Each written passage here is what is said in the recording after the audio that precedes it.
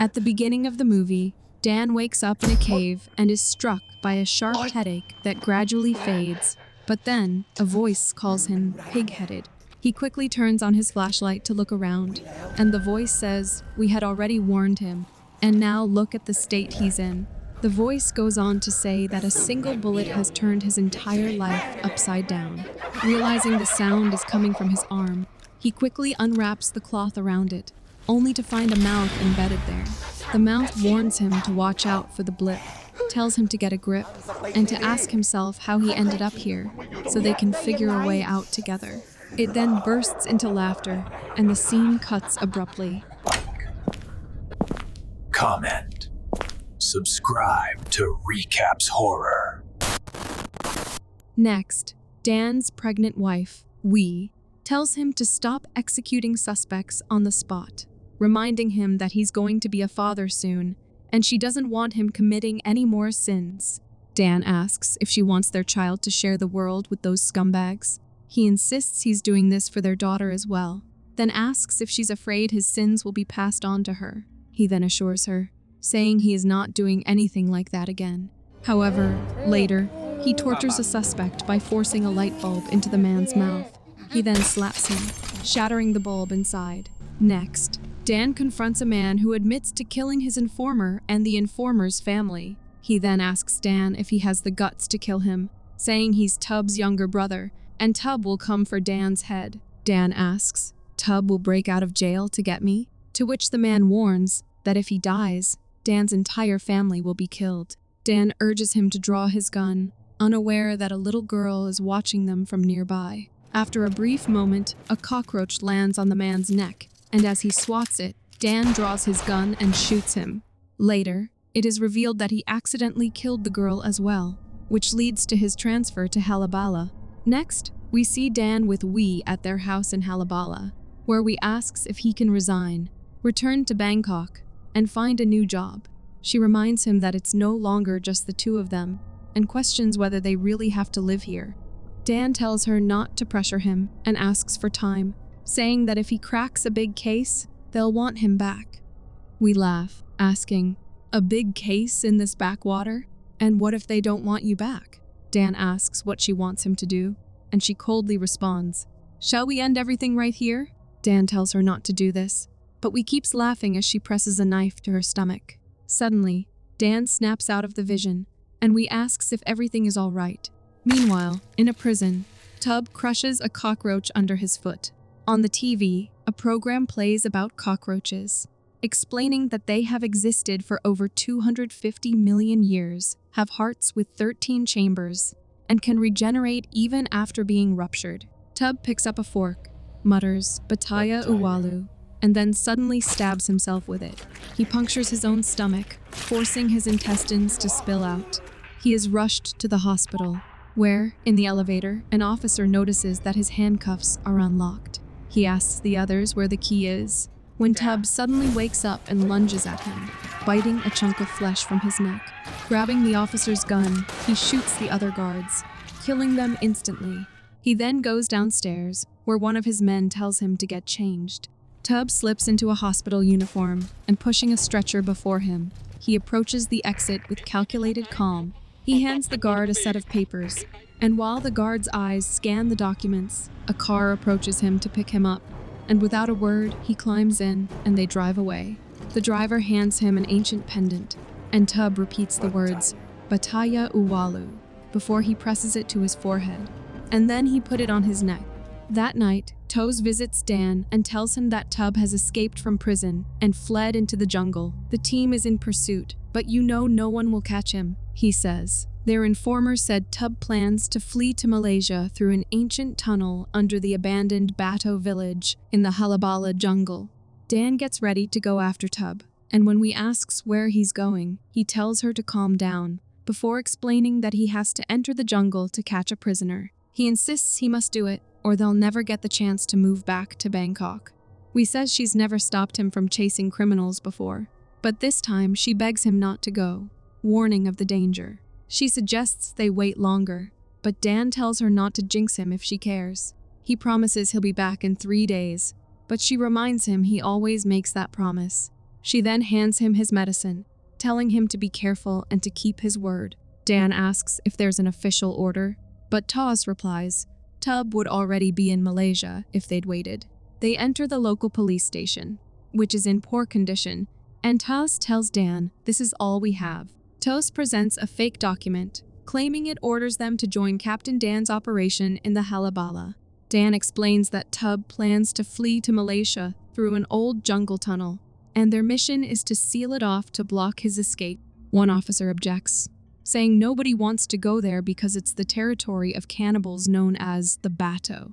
The Bato once fed a demon fresh human corpses, and the demon's name is Bataya. Dan tells them they're policemen, and if they fear death, they should quit. He adds that his wife is pregnant, and he wants to survive as much as they do. One officer says they'll need a hunter to guide them, but none dare enter Bato village except one. They pull Dum out of the cell, and he pleads. He won't do it again, saying that killing animals is a sin. Taz asks what's going on, to which two officers force Dum onto a table, and another officer forces a drink down his throat. Moments after swallowing it, Dom suddenly gains immense strength and knocks everyone to the ground. Taz points a gun at him, but Dum bends down, grabs the bottle, and drinks the remaining liquid. He then turns to Dan and asks if he's sure he wants to go there, to which Dan responds, "Take us there." Dum laughs, then says, "If you want to see hell, I'll take you there." On the way to the Halabala jungle, Dum tells Dan that long ago, in this vast rainforest, the most feared legend was the Bato, monkey-like creatures with short tails that preyed on villagers along the Sungai Kolak River, devouring their flesh and offering their heads to the demon. Bataya, cunning and manipulative, used them to spread terror until the Tojud villagers burned their settlement to the ground. Yet, even after the Bato were gone, the demon was said to haunt the jungle still. Dum tries to light a joss stick, but it won't catch, and he says this means the forest is forbidding them from entering. Dan asks Dum what his problem is, to which Dum repeats that the forest forbids their entry, and if they insist on going, they will die. Dan tells him he must enter the forest today, and Dum agrees to take the rest of the team, but says Dan must stay behind. Dan refuses, insisting he's their leader, but Dum retorts, leading them to their deaths. Dum then says, "You can destroy the demon out here, but the one inside you will keep growing," to which Dan replies, "I'd rather let it grow inside me than let it wander free in the world." Dum asks, "Don't you worry about we?" And when Dan is struck silent, Dum agrees to take him into the forest. He performs a ritual and says, "I won't point my finger when we're there. You'll know when I whistle 3 times. After that, my job is done, and the rest will be in the hands of fate." As they move forward, Dom says the path he's leading them on is a shortcut, but they will need nerves of steel, because it is known as the path of death. He warns them that no matter what they see or hear, they must not call it out or let them know they can see or hear them. That night, Dum draws a boundary of red thread around them and warns that, no matter what happens tonight, they must not step outside it. Suddenly, a terrifying sound echoes through the forest, and the entire group stiffens, fear creeping over their faces. Later, while Tos and Dan are on guard, Dan hears rustling in the darkness, but he sees nothing there until he suddenly realizes his entire team has vanished. Just then, he hears someone call his name, and to his shock, he sees V standing at a distance. He steps forward to take a closer look and is about to cross the red thread, when Dom suddenly grabs his leg and stops him. Dom says, "I told you," and Dan is shocked to see that his team is sleeping within the boundary. Dan tells Dom that his father was a decorated cop who took down countless drug dealers. As a child, on sports day, he played a soccer match that his father had promised to attend, but he never showed up. Returning home, he found police cars and ambulances outside, and inside lay the lifeless bodies of his father, mother, and grandmother. The killer was a criminal, his father once imprisoned, later pardoned and freed, who gathered his thugs and slaughtered his family. Since then, he admits the thought that haunts him most is why he wasn't home that day, because if he had been, he would have died with them. But he wasn't, and that's why he is here today. Dum says. "You have your duty, and I have mine." And then he bursts into laughter. The next morning, as they continue their journey, Sham hears a sound and warns everyone that someone is there. No one else can see anything, but Sham insists there's an old man in white standing beside a tree. He fires his gun and then rushes in that direction. Toes tells the team to follow the captain, and he will go find Sham.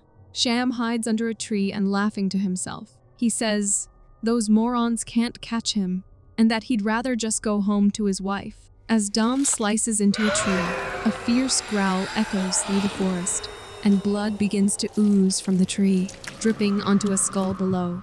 Dom turns and signals them to stop there, after which he pulls down some vines of the tree and moves them aside, and then he whistles 3 times. He turns to Dan, places a hand on his shoulder and says, "Vengeance is a force.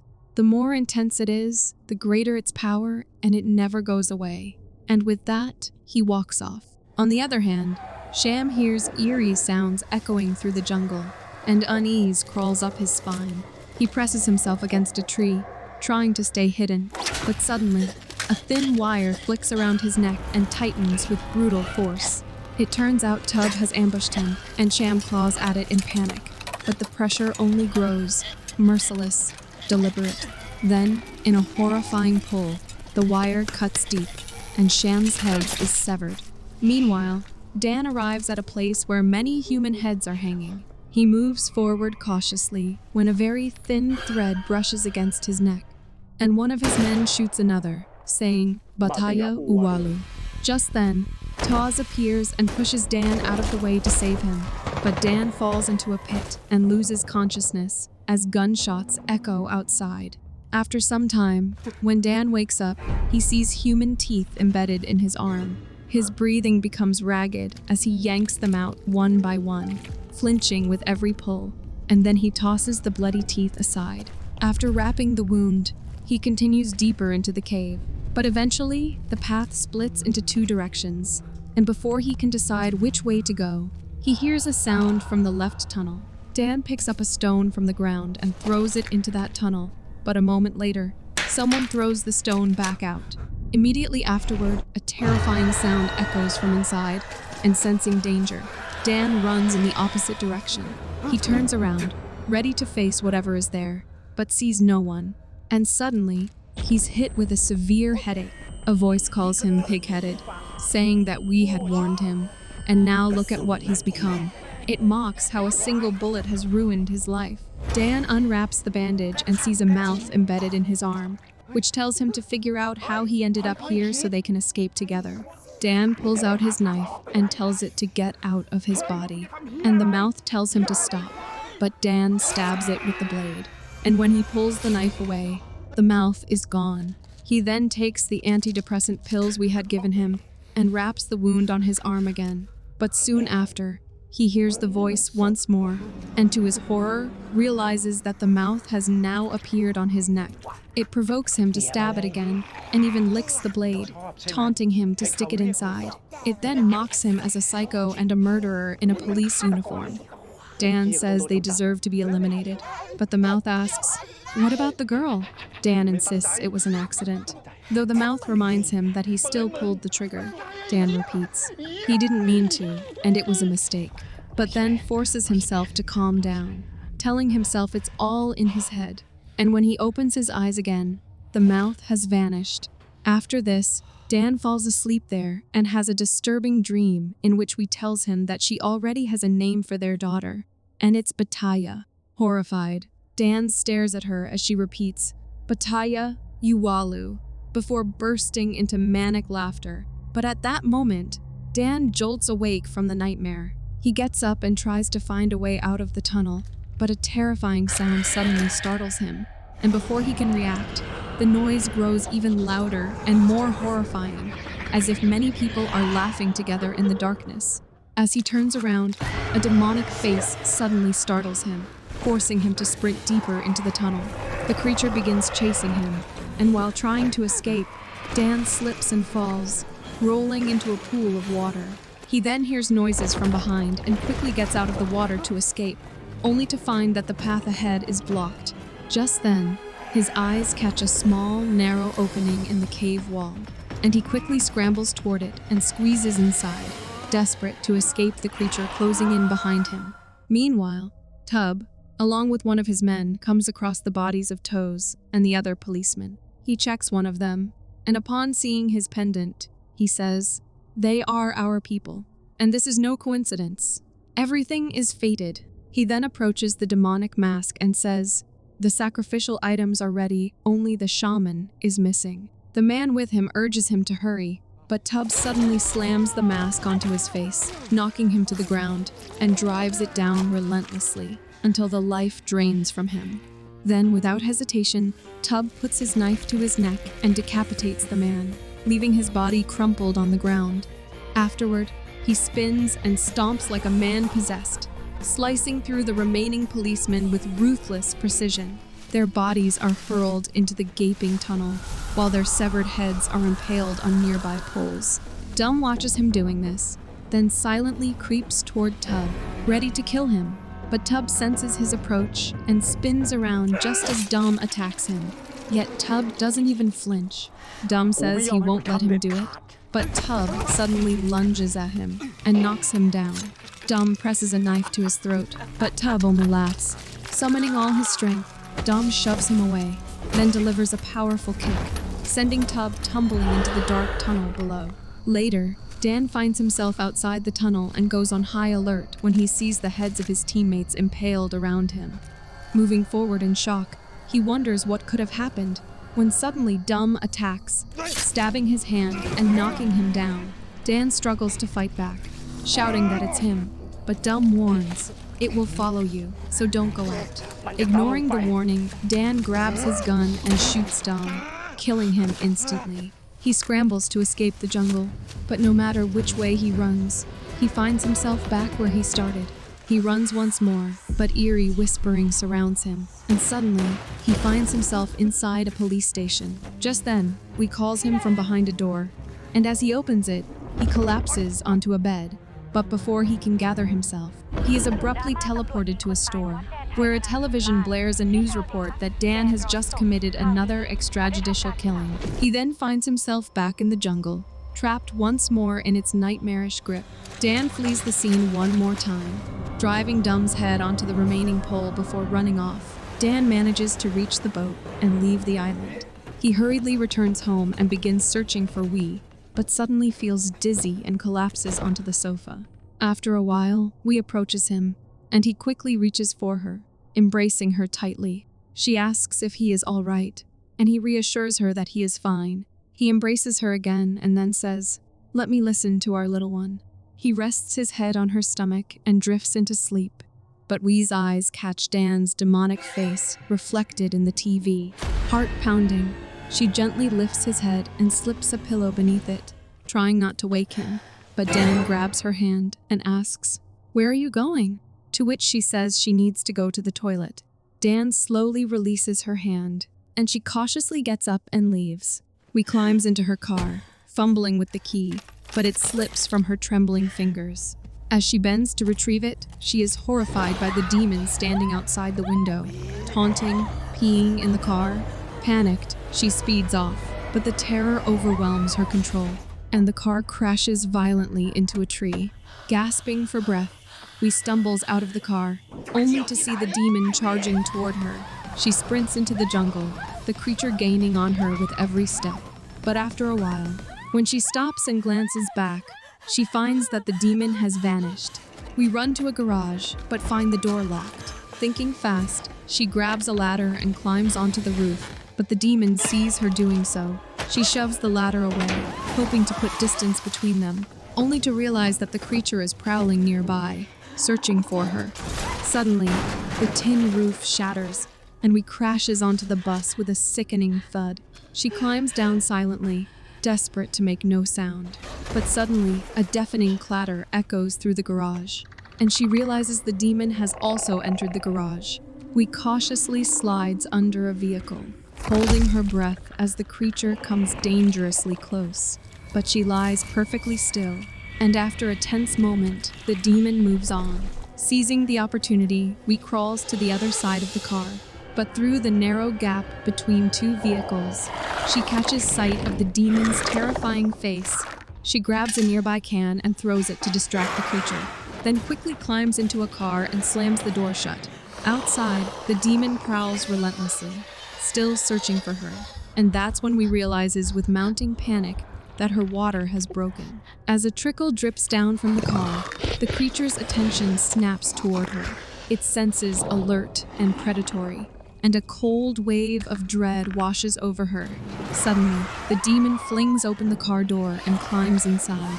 Terrified, we backs away as it advances on her, but before it can harm her, she seizes a nearby rod and drives it into the creature, summoning every ounce of strength to push it back with all her might, pinning it to a seat. She slips out of the car through the back door as the demon struggles to break free, clawing at it. We braces her feet, holding it shut, when suddenly the creature's head explodes, blood gushing out of the car. Shaken but alive, she steadies herself and, after a tense moment, gives birth to the child. After some time, Dan regains his senses and steps out of the car, but scared. We tells him to stay back. Dan approaches her, insisting it's me, but she refuses to believe it. He carefully embraces her and reassures her that he's back, promising he won't leave again and that he will always be there for her and their baby. We warns him that something inside him has followed him, to which Dan gets back and insists he will go get help. We pleads with him not to go, but he promises he will return. As he gets up, Dan is suddenly teleported back inside the cave. Frustrated, he screams, and Tub approaches from behind, thanking him. Dan asks what he is talking about, and as he strikes Tub, he bursts into cockroaches, and Dan is teleported back to his house. As Dan coughs, a chain emerges from his mouth, and as he pulls it out, he realizes that it belongs to Wee. Moments later, he vomits, expelling her earrings and hair onto the floor. Staring down into the mess, he catches his reflection and is horrified to see his monstrous form. He rushes downstairs, but his body stiffens, each movement sluggish and forced. Somehow, he makes it to the kitchen and grabs a knife, shouting for the demon to leave his body. The demon, however, seizes control and forces him to drop the blade. Dan struggles, fighting back with all his strength, but the demon's power overwhelms him, bending him to its will until he collapses to his knees and finally falls to the floor. It is then revealed that when Dum kicked Tub into the cave, Dan had already been possessed by the demon and had devoured Tub alive, and that he brought the demon out of the forest with him. Dan picks up Tub's pendant and says, "Bataya Uwalu." He presses it to his forehead, just as Tub had done, then hangs it around his neck, and as he turns toward the camera, his eyes glow ominously, and his words echo. He would rather let it grow inside him than let it wander about in the world.